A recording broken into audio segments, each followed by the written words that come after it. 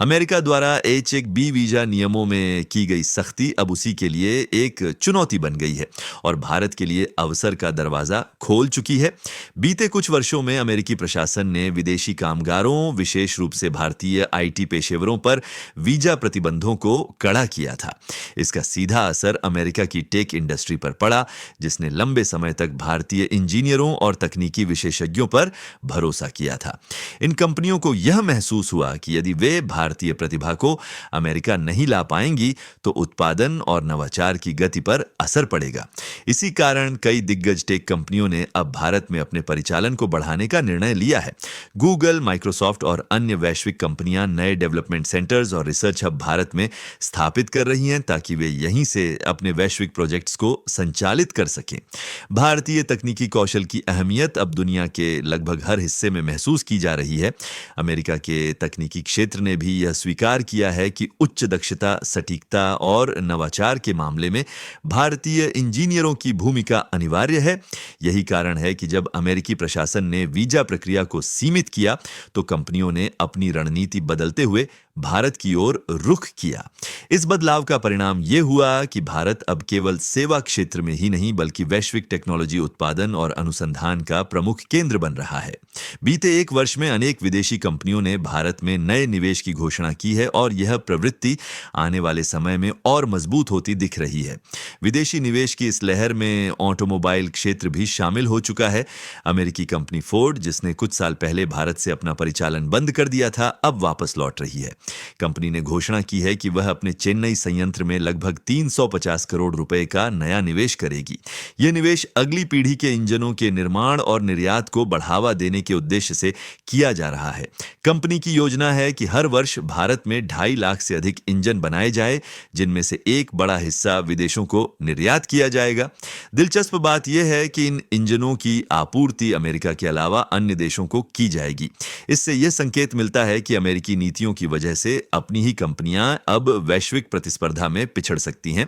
भारत सरकार की नीतियां इस बदलाव की बड़ी वजह बनकर उभरी हैं।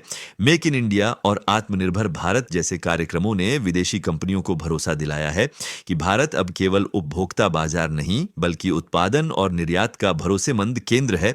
टैक्स ढांचे को सरल बनाने, लाइसेंसिंग प्रक्रियाओं में सुधार और निवेशकों को दी जा रही प्रोत्साहन योजनाओं ने इस धारणा को और मजबूत किया है।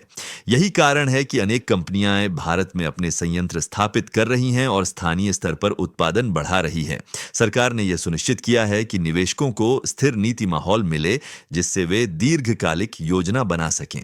उत्पादन आधारित प्रोत्साहन PLI योजनाओं ने वैश्विक कंपनियों को भारत में निवेश करने के लिए प्रेरित किया है। HP, डेल, LG और MSI जैसी कंपनियों ने अपने उत्पादन ढांचे का विस्तार करने का निर्णय लिया है। HP ने स्पष्ट किया है कि भारत में बिकने वाले उसके अधिकांश लैपटॉप अब देश के भीतर ही बनाए जाएंगे।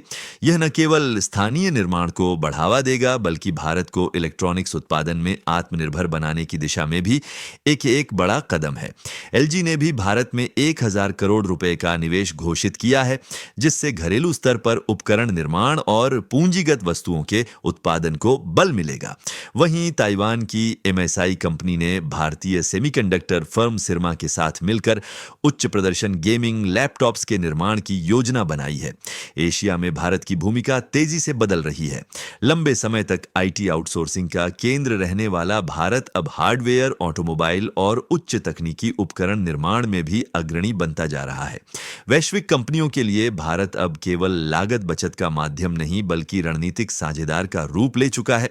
सस्ती और कुशल श्रम शक्ति, तेजी से विकसित होती अवसंरचना और नीतिगत स्थिरता ने भारत को अन्य एशियाई देशों की तुलना में अधिक आकर्षक बनाया है।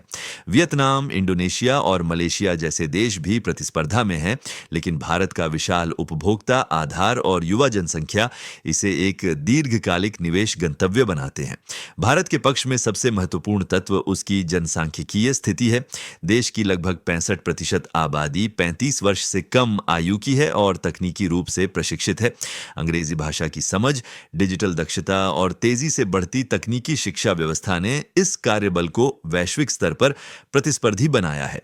किसी भी बहुराष्ट्रीय कंपनी के लिए यह एक ऐसा लाभ है जो अन्य देशों में सीमित रूप में ही उपलब्ध है। इसके अलावा भारत में राजनीतिक स्थिरता और सुचारू नीति व्यवस्था ने निवेशकों का भरोसा मजबूत किया है। विश्व बैंक और IMF दोनों संस्थाएं यह मान चुकी हैं कि आने वाले वर्षों में भारत विश्व की सबसे तेजी से बढ़ती बड़ी अर्थव्यवस्था बना रहेगा। वैश्विक परिदृश्य में अमेरिका और चीन के बीच बढ़ता तनाव भी भारत के लिए अवसर लेकर आया है।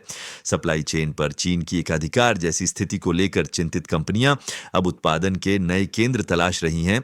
चाइना +1 रणनीति के तहत कई बहुराष्ट्रीय कंपनियां अपने विनिर्माण आधार को विविधीकृत कर रही हैं और भारत इस रणनीति का प्रमुख लाभार्थी बन रहा है। स्थिर नीति, पारदर्शी विनियमन और भू राजनीतिक संतुलन के चलते भारत ने अपने को एक विश्वसनीय साझेदार के रूप में स्थापित किया है। यह बदलाव केवल आर्थिक नहीं बल्कि रणनीतिक दृष्टि से भी महत्वपूर्ण है, क्योंकि इससे भारत वैश्विक आपूर्ति श्रृंखला का अभिन्न हिस्सा बन रहा है।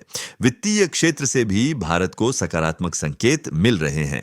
अंतर्राष्ट्रीय निवेश बैंक गोल्डमैन सैक्स ने अपनी हालिया रिपोर्ट में कहा है कि भारत आगामी वर्षों में दुनिया का अगला प्रमुख बुल मार्केट बनने जा रहा है। रिपोर्ट में अनुमान लगाया गया है कि निफ्टी 50 इंडेक्स में 14% तक की वृद्धि संभव है और यह 29,000 अंकों तक पहुंच सकता है। रिपोर्ट में यह भी उल्लेख है कि भारत की GDP वृद्धि दर 7% के आसपास स्थिर रह सकती है, जो किसी भी बड़ी अर्थव्यवस्था के लिए उल्लेखनीय स्तर है। गोल्डमैन सैक्स का आकलन केवल बाजार विश्लेषण नहीं बल्कि वैश्विक निवेशकों के भरोसे का संकेत है, जो अब दोबारा भारत की ओर लौट रहे हैं। अंतर्राष्ट्रीय वित्तीय संस्थानों की इस सकारात्मक दृष्टि का श्रेय भारतीय नीति निर्माताओं को भी जाता है। भारतीय रिजर्व बैंक ने मौद्रिक स्थिरता बनाए रखने के लिए ब्याज दरों में स्थिरता रखी है, जिससे निवेशकों का भरोसा बढ़ा है। सरकार ने राजकोषीय अनुशासन के साथ साथ उद्योगों को राहत देने के उपाय अपनाए हैं। GST सुधारों, उत्पादन प्रोत्साहनों और अवसंरचना विकास परियोजनाओं ने उद्योगों को आवश्यक समर्थन प्रदान किया है। इन सभी नीतियों ने मिलकर भारत को एक स्थायी निवेश गंतव्य में बदल दिया है। इस समूचे परिदृश्य का सार यह है कि जो नीतियां अमेरिकी प्रशासन ने अपने घरेलू हित में अपनाई थीं, वे अंततः उल्टी साबित हुई हैं। अमेरिकी कंपनियां, जिन्हें अमेरिका में रोजगार सृजन का साधन बनना था, अब भारत में निवेश कर रही हैं और यहीं नौकरियां पैदा कर रही हैं। इससे यह स्पष्ट हो गया है कि वैश्विक अर्थव्यवस्था में प्रतिबंधात्मक नीतियां लंबे समय तक टिक नहीं सकती। दूसरी ओर भारत ने अपनी खुली और सहयोगात्मक नीति से यह संदेश दिया है कि स्थिरता और साझेदारी ही विकास की कुंजी है। आने वाले वर्षों में यह प्रवृत्ति और गहरी हो सकती है, जिससे भारत न केवल एशिया बल्कि वैश्विक स्तर पर उत्पादन, तकनीक और निवेश का केंद्र बन जाएगा। तो ये थी हमारी आज की खास रिपोर्ट, जहां अमेरिका की गलत नीतियों ने खुद उसके उद्योगों को झटका दिया, वहीं भारत ने अवसर को पहचानते हुए उसे अपनी ताकत बना लिया। अब जब पूरी दुनिया भारत को एक भरोसेमंद मैन्युफैक्चरिंग और निवेश गंतव्य के रूप में देख रही है, तब यह साफ है कि आने वाला दशक भारत का दशक होगा। अगर आप भी ऐसे ही गहराई से समझी गई, तथ्य आधारित और राष्ट्रहित से जुड़ी खबरें देखना चाहते हैं, तो नीति न्यूज आपके लिए सही जगह है। यहां हम आपको दिखाते हैं वो खबरें जो सिर्फ ट्रेंड नहीं बनती बल्कि इतिहास बदलती हैं। अगर आपको यह रिपोर्ट जानकारीपूर्ण लगी हो तो वीडियो को लाइक करें, अपनी राय कमेंट में जरूर बताएं और नीति न्यूज को सब्सक्राइब करें, ताकि देश और दुनिया की हर बड़ी नीति, अर्थव्यवस्था और रणनीतिक चाल की खबर आप तक सबसे पहले पहुंचे। याद रखिए, सच्ची जानकारी ही असली शक्ति है और नीति न्यूज वही शक्ति आपके हाथों तक लाता है। जुड़े रहिए, क्योंकि अब भारत की हर जीत की कहानी यहीं से शुरू होती है। जय हिंद, जय भारत।